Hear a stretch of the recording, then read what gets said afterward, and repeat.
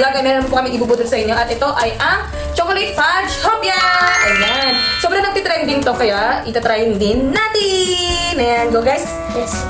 Ano, excited ba? Opo. Ayan, ito siya pag dumating. Ayan.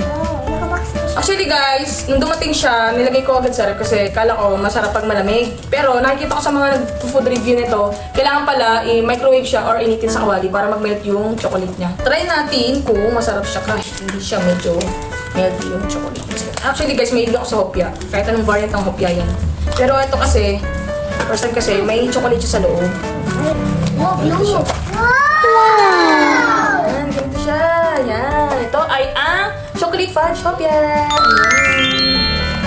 Ayan, try natin. Ayan, ganito siya. Ayan. Ayan, ganito siya kapag pumili kayo. May aning sa loob. Pag dalawa mo. 9? So, tag-dalawa kami. Kaya titikman natin. Pero, ilalagay natin siya sa dito. Meron kami naka-ready na plate. Ayan, ilalagay natin siya dito. Go! Actually guys, as a sweet tooth or mahilig sa matamis, ayan. Kaya nag-adventure kami na pwede pa namin ibudol sa inyo. Wow! Ano siya? Tinapay talaga siya, ma?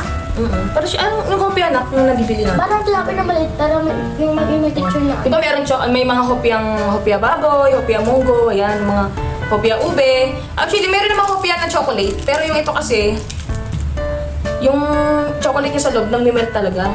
Kaso nga lang, ito kasi malamig. Nilagay ko kasi sa ref. Pero kapag umorder kayo guys, kung gusto niyo nag-melt talaga yung chocolate sa bunganga nyo, pwede niyo siyang i-microwave or iinit lang sa kawali. Wait lang guys, papataw muna sa inyo kung anong tsura niya. Ayan, ganito siya. Wow! Sarap. Ano lang siya guys, medyo maliit siya. Kasi yung hopya din diba medyo malalaki.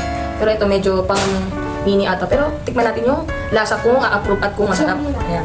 Okay? Cheers tayo! Cheers! Ayan, taste test!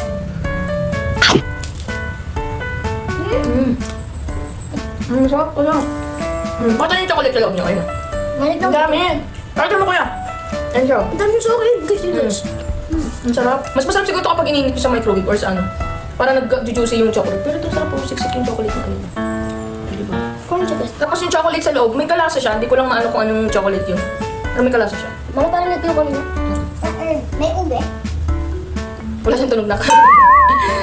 Kasi tinapay siya na ako. Ano po? Diba? Wow, sarap. Yan. Di ba focus? Focus na ako. Ayan, oh, diba? Sarap. Yung kay Jami, oh, siksik, oh. Diba, sobrang siksik. Sarap niya kasi siksik siya. Yung gato. Yan.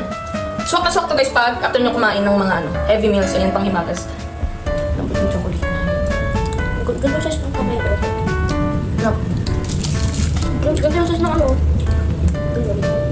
May kalasa yung chocolate, hindi ko lang hindi ko lang ma-determine kung anong brand yun. Pero masarap din.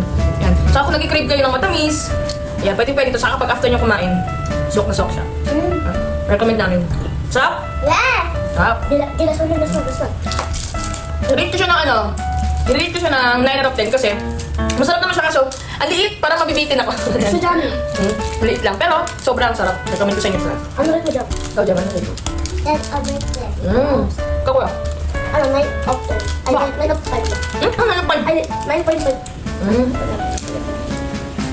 Ang sarap niya. Grabe. Pero yung ito, hindi ko nalalasa. Yung chocolate lang. Ang sarap niya. Ayun o. Diba? Kung mas yung chocolate ako. Ubi sa'yo. Ay, nakakabitin to. Mama, ubi sa'yo. Oh, ba't chocolate? Ingit. Ingit na yun. Ingat kayo. Ingit. Order na. Diyan. Asan na? Yung yellow basket? Dito. Nandito. Ayan. Nandito sa Gusto nyo? Order kayo. Gusto nyo? Oo. Kakain na yan. Order na. Dito sa yellow basket namin ng order, guys. Okay, bye. Thanks for watching. Order na. Order! Bye-bye! Ayun yung mga different flavors na other flavors.